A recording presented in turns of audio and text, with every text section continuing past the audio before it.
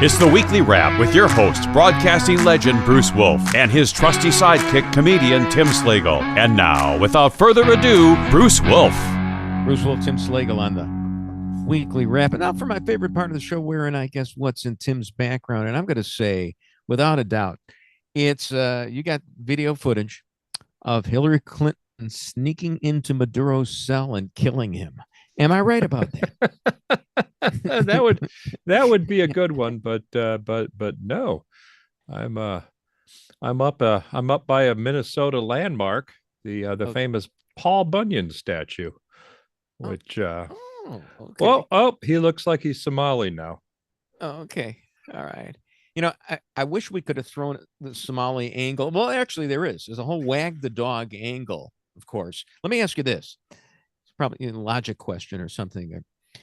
Is it a greater wag the dog scenario for Trump to have, taken Maduro because he didn't want to have inflation and, healthcare and all that?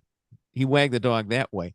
Or for Tim Walz to pivot on the Somali thing and what's driven him from office and bring it on the head of ICE. Wow. Because of what happened yesterday. I mean, you got two possible wag the dog situations. Your decision. We got a regular NIH testing lab going on right now with all the well, so let me, before we get into how everybody overreacted to this, and I think the left overreacted more. Okay. Yeah, they're hoping for another George Floyd summer. Now, here's the thing. That they and this, of course, is an ongoing situation, but apparently they closed the schools and businesses, everything in Minneapolis in order, so that everybody could riot, I guess. But somebody, one wag said it wouldn't happen because one, it's too cold outside. And second is the victim here is the wrong color. But not only that, she was trying to stop ICE agents from deporting Somalis. So there's a conflict right there. Yeah. But anyway, but I would say the third reason is there anything left to vandalize in Minneapolis? We haven't replenished the stock since George Floyd. When was this? Is that almost 6 years ago now? I think so. That would be. That would. Yeah. 5. Was it in 21 or 20? August of 20. Yeah. So August of 20. So 4.5. Yeah.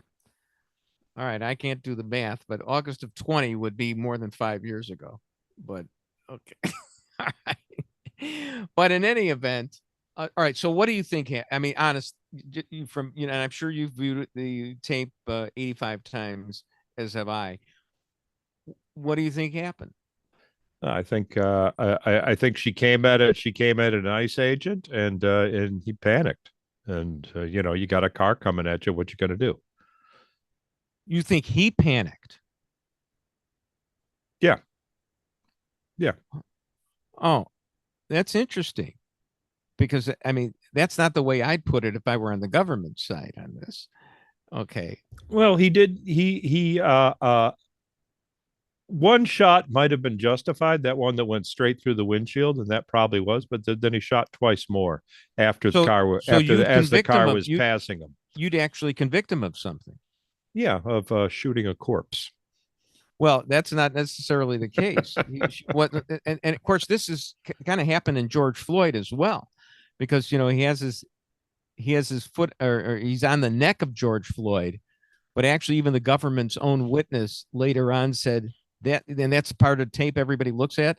That's not the pressure that he was the proximate cause of his death. It wasn't what happened to his neck. But in any event, this reminds me a little bit of a Laquan McDonald situation where you had the 17 shots.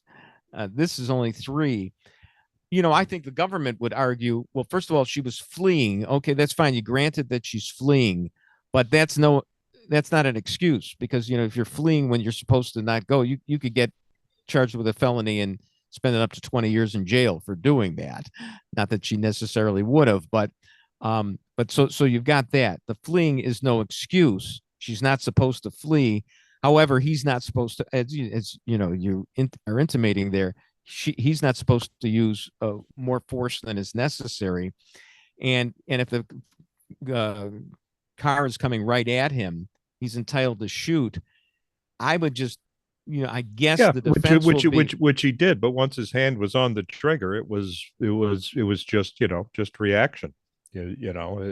Well, then now you're making an excuse for him. I thought before you were convicting him. Well, you make up your mind. Make up your mind, Mr. Slagle. Well, first of all, I don't like these trials by Facebook, which is what's going on. But mine right is now. by Twitter. My trial is by Twitter. Do you want to know something interesting? This is very interesting. If you look at the Twitter feeds and if you look at the Facebook feeds, the only video they show on the Facebook feeds are the one behind the car, and the only ones you see on Twitter are the ones in front and above the car. Which I find very interesting. It would seem that the algorithm on Facebook only wants to show the one that looks most indicting. Yeah, well, that's interesting. And here's the thing: as far as him shooting on the side, once you get into the shooting, this is like nanosecond stuff. And we're not Clint Eastwood here, just from 150 yards out, I'm gonna wing you. That's not the way he should have works. shot out the tires and the radiator, right? Right. So in any event, all right. And in his defense, he didn't know who was behind him and who she was. After she aimed at him, he has no idea if she was aiming at other agents. Well, he doesn't even know.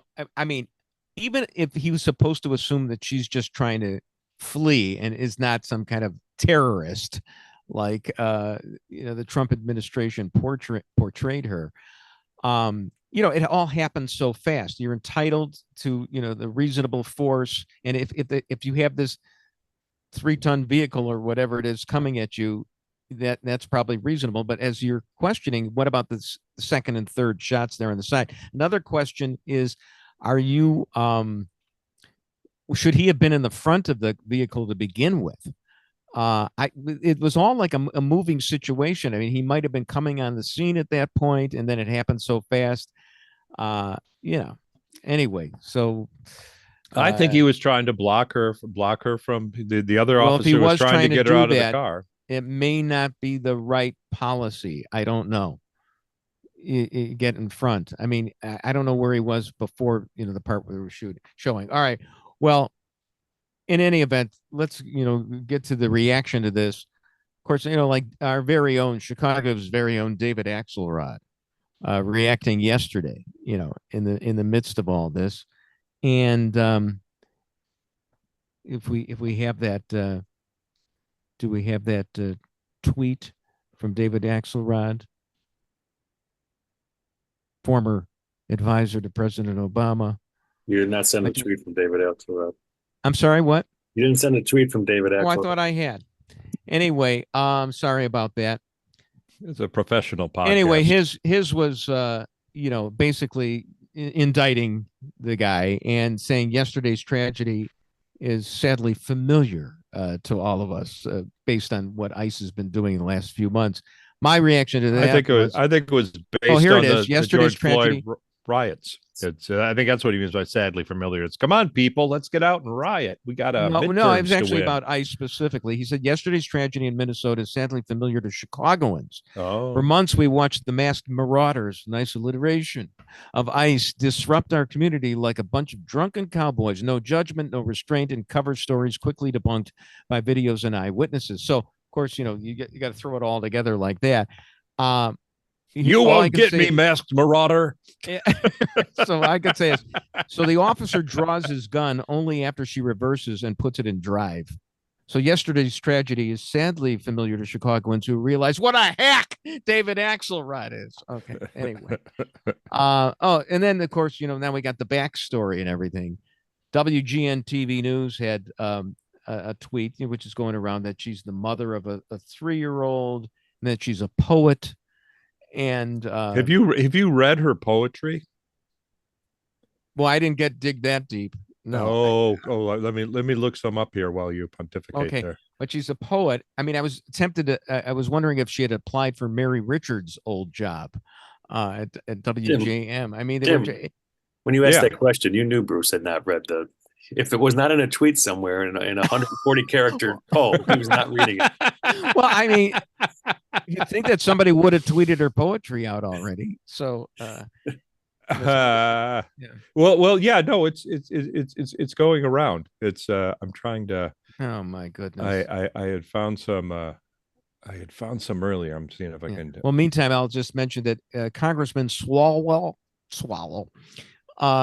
was in Congress and showing pictures in her glove compartment, which had stuffed animals in them. And, I mean, that's certainly persuasive. I can't see his name without thinking Fang Fang. Well, sure. Right. Exactly. Or Hey, farting can I ask on you a TV. legal question? Yeah. They said that, they try and play up the angle. There was a quote unquote doctor on scene. How do you know it's a doctor and they refuse to let them administer care? Isn't it the fault if you let someone that's not a doctor that says they're a doctor, then you would be at fault. So how do you, So you don't in their scrubs, but they're a hospital ID, because they're trying to say now they didn't let a doctor try and care for her. I mean, if you got shot to the head, it's a good chance you're dead to begin with. But right. Good, great legal questions. But I'm stuck on the poetry that we're not going to have. Well, here we go. Here's a poem by Renee Nicole called "On Learning to Dissect Fetal Pigs." I want back my rocking chairs, solipidus sunsets and coastal jungle sounds that are tercets from cicadas and pentameter from the hairy legs of cockroaches. I've donated Bibles to thrift stores, mashed them in plastic trash bags with. Have we hit 280 characters yet? Himalayan salt lamp. I mean, I'm sure she was great. I'm sure she's a wonderful human being. I'll stipulate to that. You think that's great? You think that's great? Look, I'm willing to believe it. That's what I don't appreciate. I didn't like the wasteland. Oh, it goes on and die, dumb. Bruce, just read the titles of the poems, Tim. He's not going to read the whole poem, so just go through the titles of them, because that's about how deep Bruce is going to go. Sure. Yeah. Ouch. On the dissection of fetal pigs. That's enough. Yeah, well, that's enough. That's res ipsa loquitur. That says it all. Bruce Wolf, Tim Slagle on the Weekly Wrap.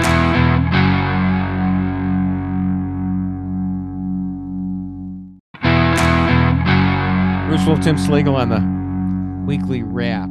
So, I mean, which was longer, a raid on Maduro or a typical NFL game? I mean, it was just like, it was so fast. Trump is kind of like this Marvel hero or whatever. And nobody's killed. It's it reminds me a lot of the Israeli strike on Iran. So apparently Trump might have some secret military advisors. Well, my whole thing is that all those soldiers that were killed, it would have been better had they exploded, from their pagers. But then we know when Megyn Kelly said that it was an Israeli operation that she was right. Is that what Megyn Kelly's saying? I did not realize that. She's saying it's an Israeli operation? Oh, she will. Oh, okay. She hasn't gotten to that yet, but she will.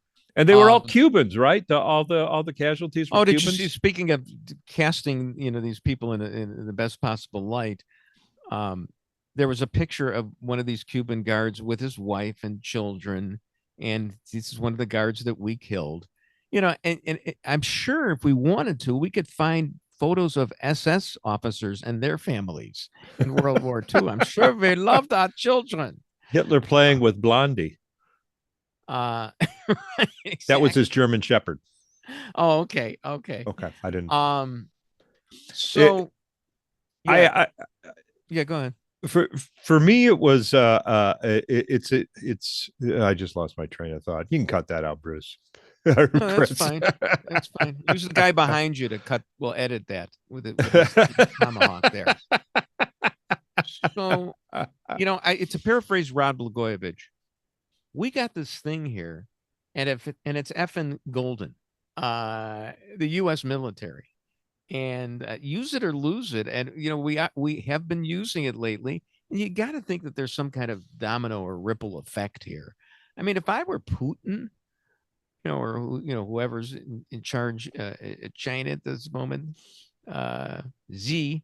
Oh yeah, yeah, I'd be a little nervous right now. That's what I was going to say. Is my favorite part about it was there was a Chinese envoy there waiting to meet with Maduro on Monday. Oh man!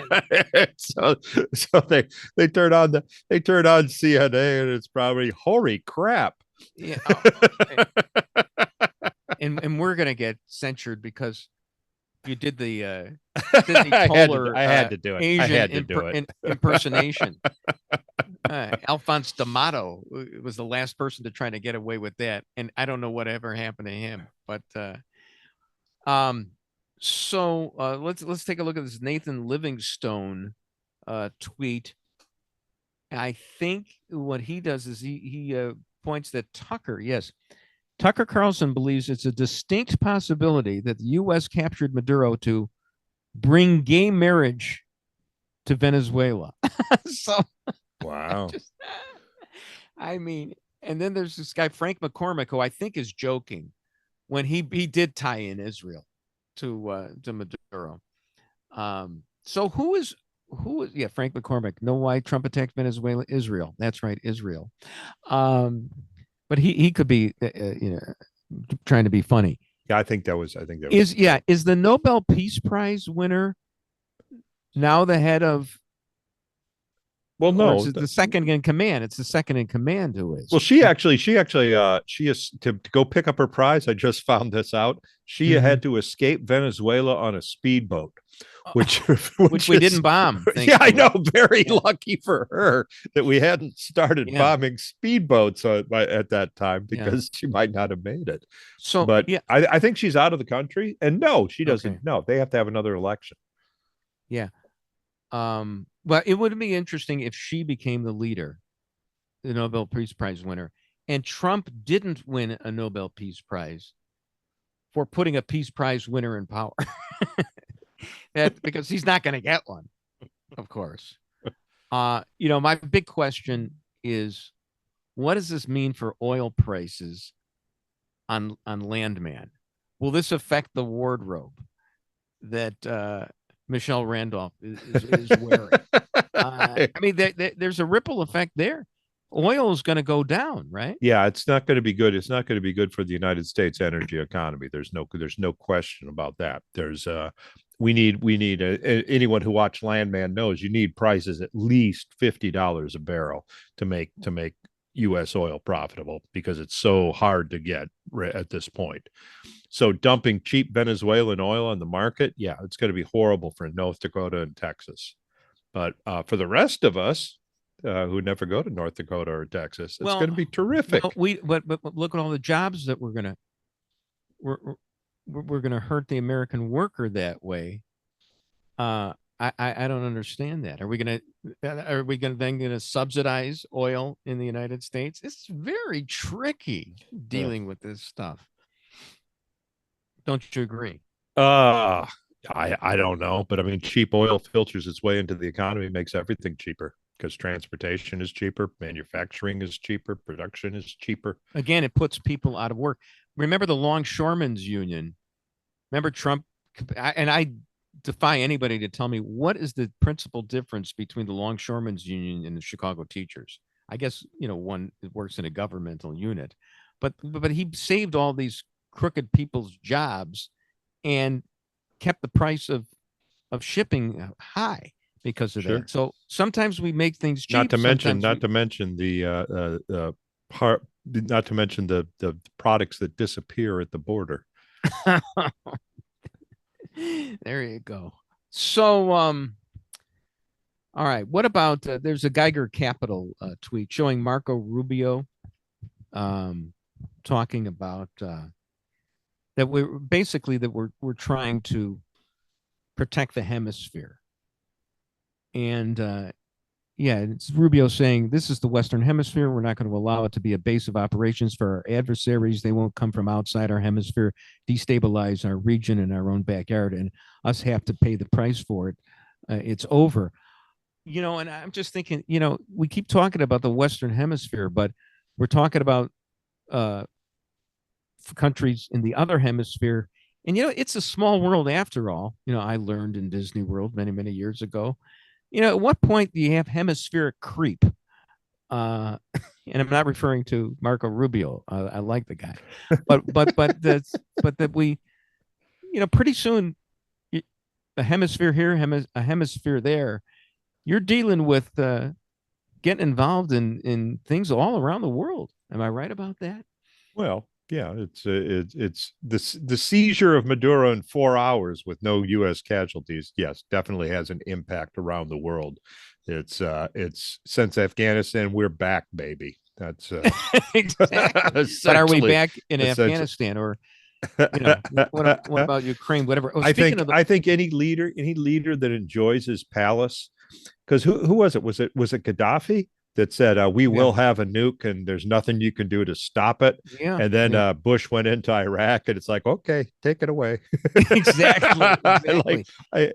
He saw what's his face in crawling out of the Saddam Hussein crawling out of that spider hole all dirty and no, he was nervous. Here's the thing, as of this moment, and by the time people actually see this or hear this, who knows what the situation in Iran is going to be like.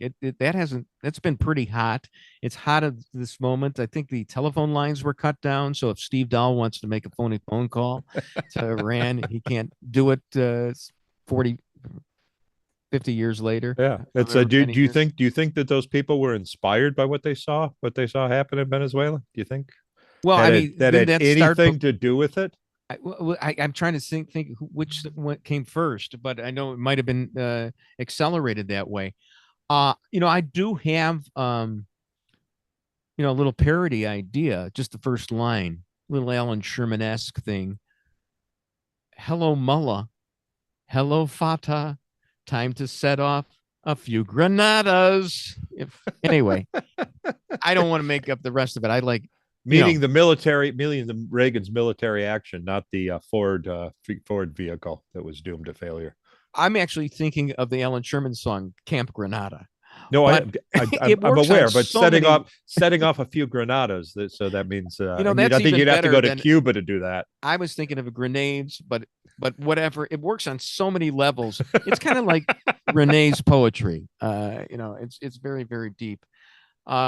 Anyway, it's Iran. What if Iran went? I mean, that would be I understand. I actually saw somewhere, it's probably unverified, that the Ayatollah has been seen packing and he's bet on Travelocity looking for cheap airline flights.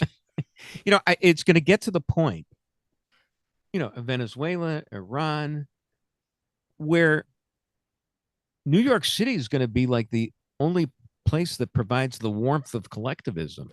And it's that was a stunner on New Year's Day. We'll talk about that. When we come back, we'd be remiss if we didn't have a Civil War roundtable about the 2020 election, because we just passed the anniversary of January 6th. Bruce Wolf, Tim Slagle on the Weekly Wrap.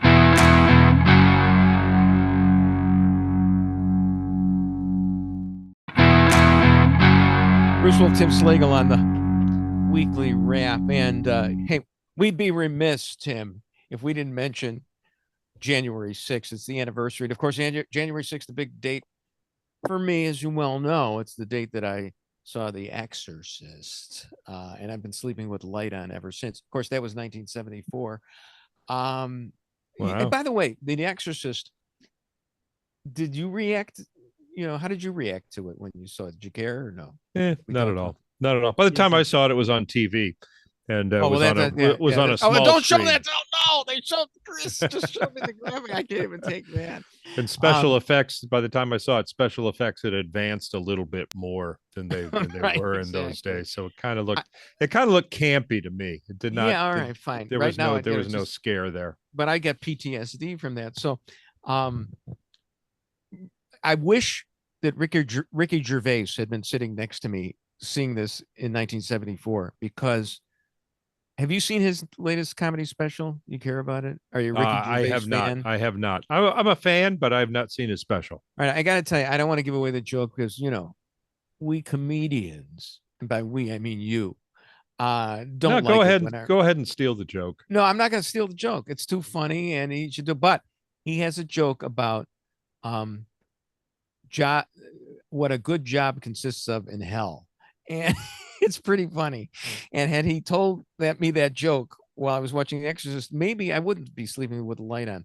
And by the way, when I saw the special part of it, he just kind of runs through it. He just glides by it. That, this was the Netflix special, but he was working on this hour of material, whatever, by going from town to town, recrafting it and everything like that. And, I know that this is how comedians do it, but it's still kind of astonishing to me how much work has to go into all of that. And I'd like for you to, sure. It's the illusion. It's just like a magician has a little trick, a little gimmick to make that handkerchief keep coming out of his sleeve, right? Endlessly. It's the same thing for comedians. It's our little trick, is that we try to make it sound like we just thought of it, even though it's a story we've told over and over and over, and getting the timing right, etc. It's the Marx Brothers used to do that.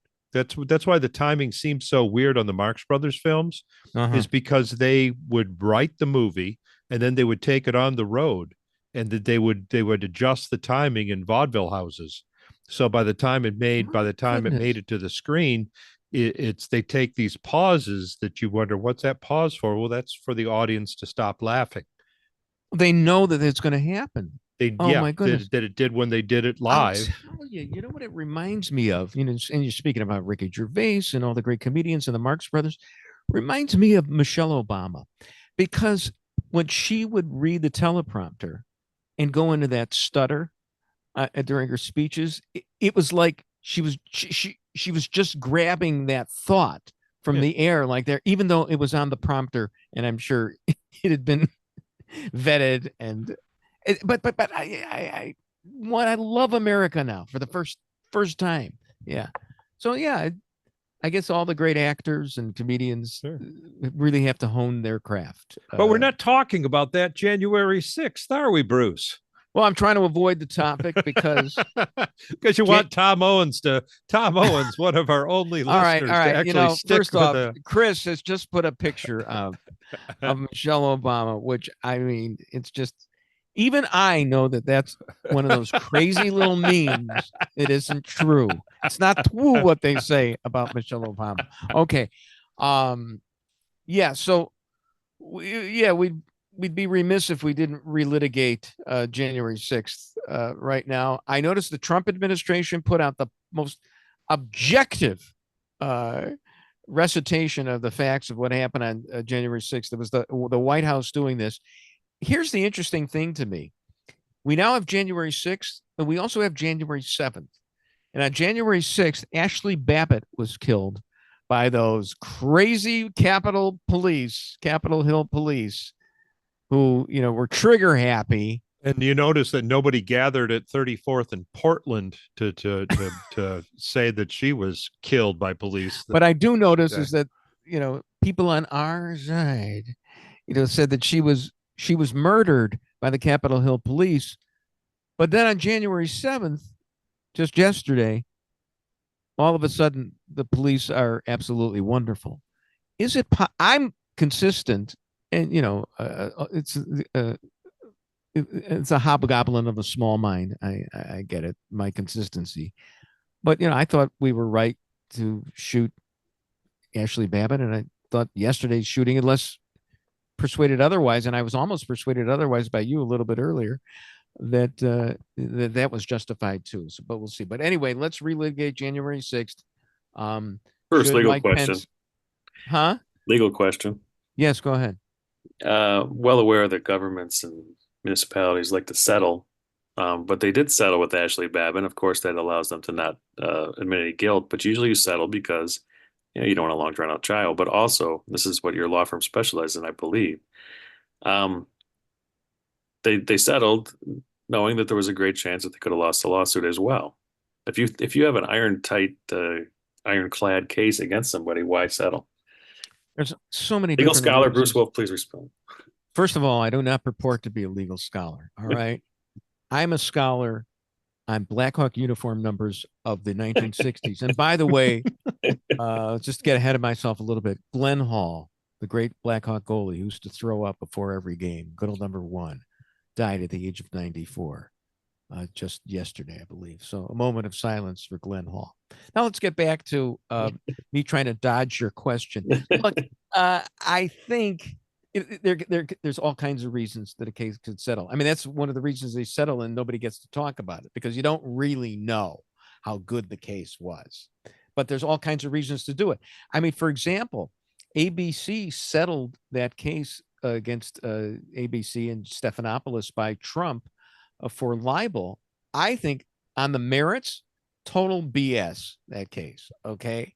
Trump's case basically, it was just say ABC looking at the bigger picture. Oh, and they made Stephanopoulos happy. They gave him a contract extension at $20 million a year. Win-win. You don't think that's to avoid discovery? Oh, the discovery, right. The discovery could have revealed all kinds of bad things that still wouldn't have been actionable, but would have made ABC look bad. Much like why Fox settled with Dominion. Right, which already did. And by the way, I'm the only person who still has it in for Brett. I want to say Brett Favre. Brett Baer. Good old number 4, Brett Favre. Now I'm the one with Parkinson's. Ouch. Jeez. So, anyway, but Brett Baer still has some answering to do about his texts and memos about that day. But let's go back to January 6th for a second.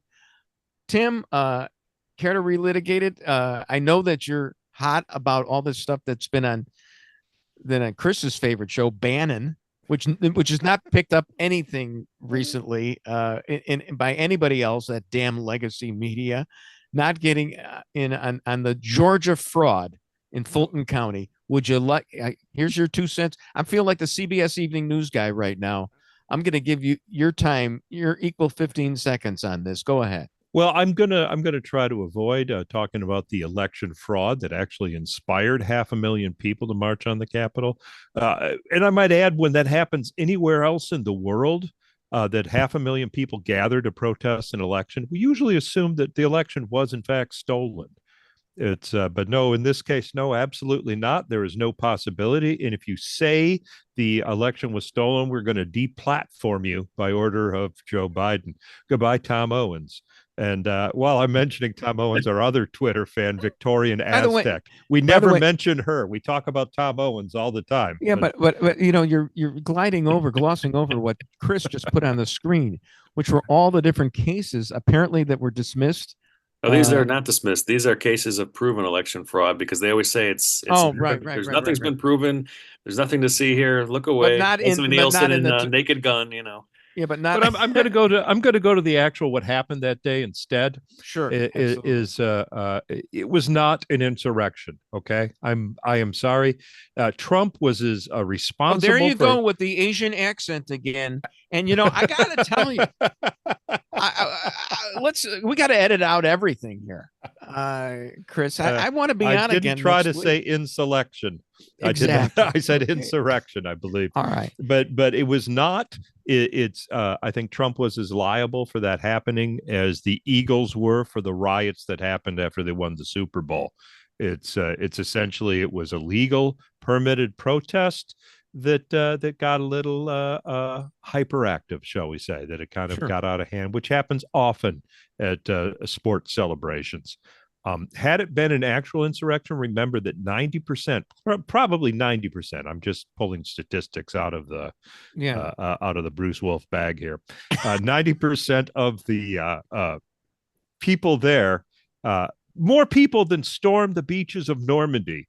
Yeah. 90% of them were gun owners. And I would bet 90% of those gun owners had assault, quote unquote, style weapons.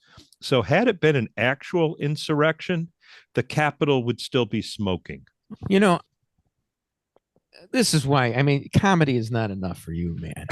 I mean, what you just pulled out is a thing of beauty. This may be the high point of our many, many years together. That you were making the argument. Oh, yeah, you should have been an attorney. You're making the argument that not only was it mostly peaceful because there are only, X number of people who were injured or wound up dying and everything like that, but that they were especially prudent because they could have taken their weapons out because they were all carrying. Right. The only people who had weapons were the 274 FBI agents that were there. Of course it was. And that guy Epps who was telling everybody to go in, and Nancy Pelosi didn't send out, they call up the National Guard, even though she doesn't really have the power to do it. But whatever. Oh, I dispute that, Bruce. Oh, she did not have the power to do it. No. She absolutely did. No, she had the power to try to persuade Trump to do it. She is in charge of the Capitol grounds, or was at that time. It switches between the House and Senate. I think you're wrong. He is essentially the mayor of the Capitol. And no, I don't think she had the power to do that. I think Trump had the power to do that. But you know what? He uses weapons. Claire McCaskill, you know the Senate well. What? All I can tell you is we've got another topic to talk about next week when we continue our Capitol our January 6th discussion, because it never ends for us. Bruce Wolf and Tim Slagle on the Weekly Wrap.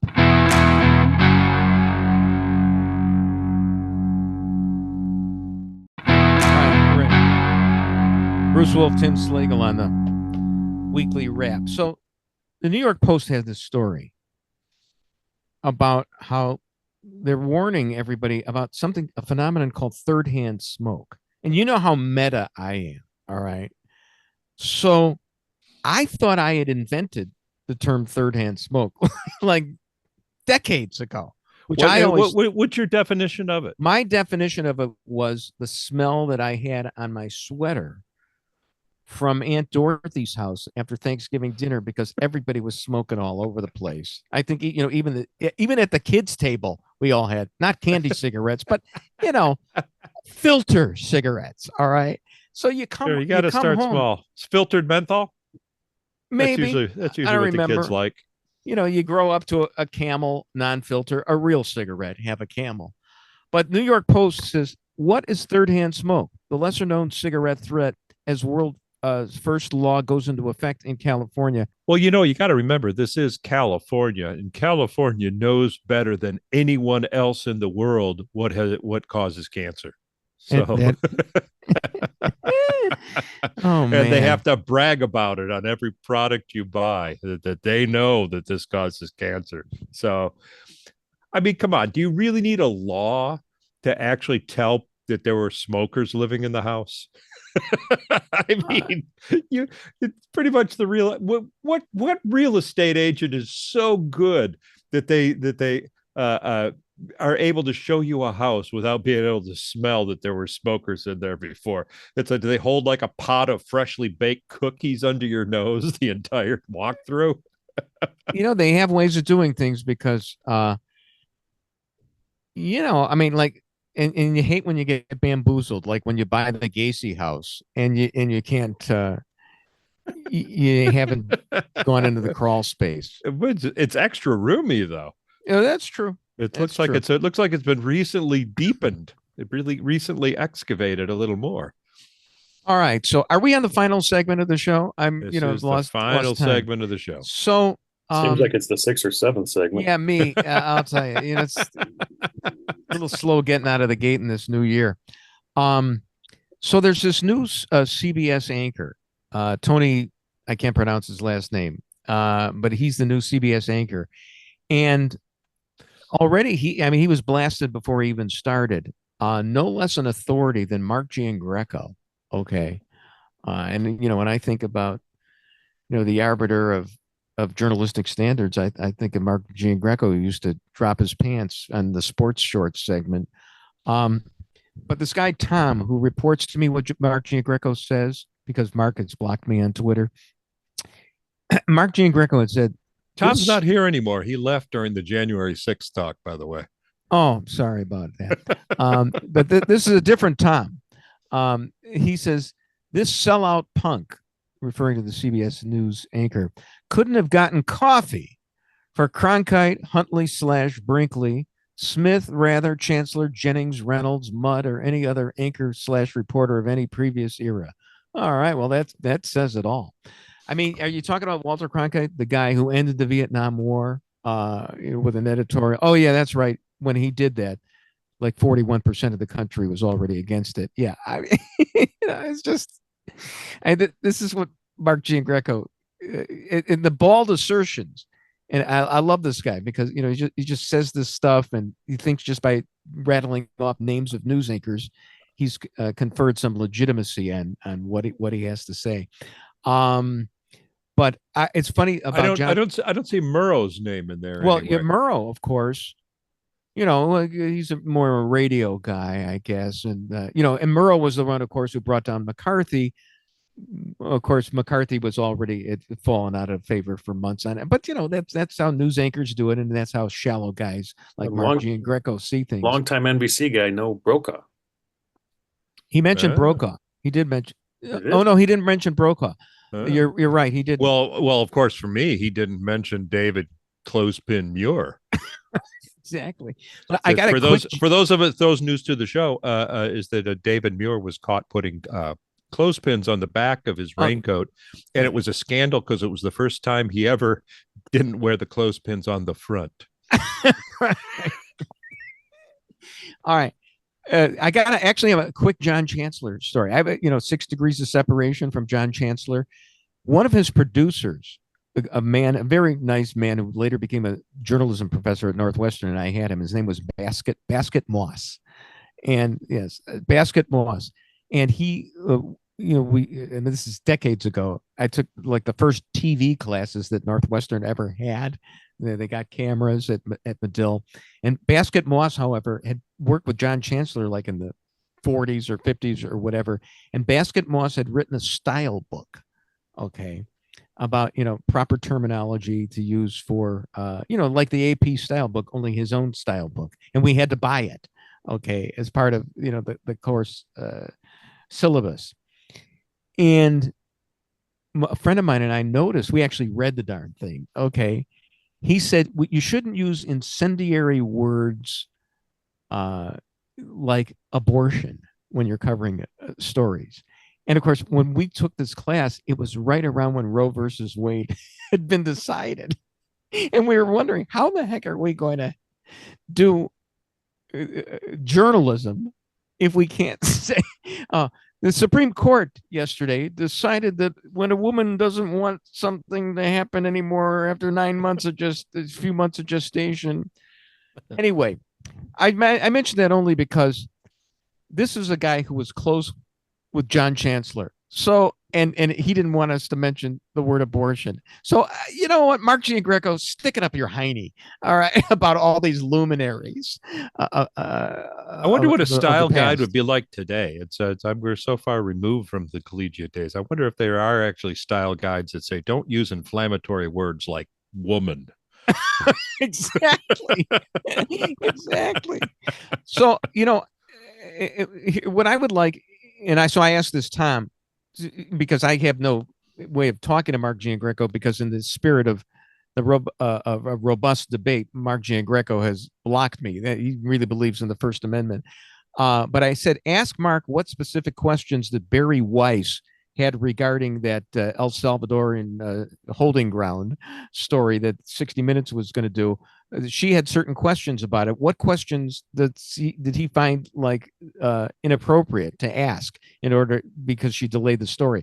And the new anchor, this Tony guy, what did he do wrong when he interviewed Ta-Nehisi Coates? Because Mark is going to have to do better than ad hominem eruptions. Not everyone out here in Twitterland is a ditz. So anyway, there you go. Glad to engage Mark Giangreco, and he's entitled to a rebuttal. I mean, if he wants to come on anytime, I appreciate it. So did you see the New Year's celebration? Speaking of former Mark Giangreco channels, he used to do the New Year's celebration with Janet Davies. Did you see? I did not. You didn't miss much because there was not much local coverage. Now, wasn't this the first year that Chicago was going to be covered on the Dick Clark's Rockin' New Year's Eve? They were, and they went to and they didn't have the local coverage at around midnight. I mean, the Cheryl Scott dance, I don't know when that was, but she had it. But I mean, that's kind of what guys like us watch that thing for. You stayed up all night waiting for the. I stayed up till midnight. I had, honey, and my wife wasn't up. I want to watch Cheryl Scott dance, but they had Chance the Rapper there, and I actually understood a couple of the words. I didn't even have closed caption on. He did a song in which he rhymed Halstead with exhausted. Okay. And I don't think I stayed awake long enough to hear if he rhymed Paulina with Melvina. But in any event, what he did was they flashed the numbers down of the countdown numbers. They flashed them across the river on the merchandise mart, which any Chicago historian would remember. That's the former home of Channel 5. So Channel 7 is flashing numbers on the former home of Channel 5. Does anybody else care about that? No. Does anybody else know how to rhyme Melvina and Paulina? No. Oh, come on, everyone. Everyone knows everyone who spent 6th grade in Chicago knows. Are you telling me that this Chance the Rapper makes millions of dollars by rhyming Halstead with exhausted? Come on. Oh, my goodness. So, all right, what else do we have here? We're almost done. Stranger Things finally wrapped up. You didn't watch it, did you? I watched season 1 and thought it was charming. Right. And Chris, season 2? All right. It's like, come on. These guys wrote a great 1-season series, and it was such a success that Netflix just started throwing money at them. I'm glad you agree, because I watched the rest of it. It was just a bunch of pyrotechnics, and I couldn't follow the plot at all, and I didn't care whether I did. And then the kid, comes out as gay at the end and recites every historic 1980s cultural reference to show that he's just like everybody else, except when Phoebe Cates rips off her the top of her bathing suit in Fast Times, he's pleasuring himself over Judge Reinhold in the bathroom. But other than that, Bruce Wolf, Tim Slagle on the Weekly Wrap. And that's the Weekly Wrap on radio and television. Follow Bruce at Bruce Wolf Shy on Twitter and Tim at timslagle.com. The Weekly Wrap with Bruce Wolf, a CP Pods production.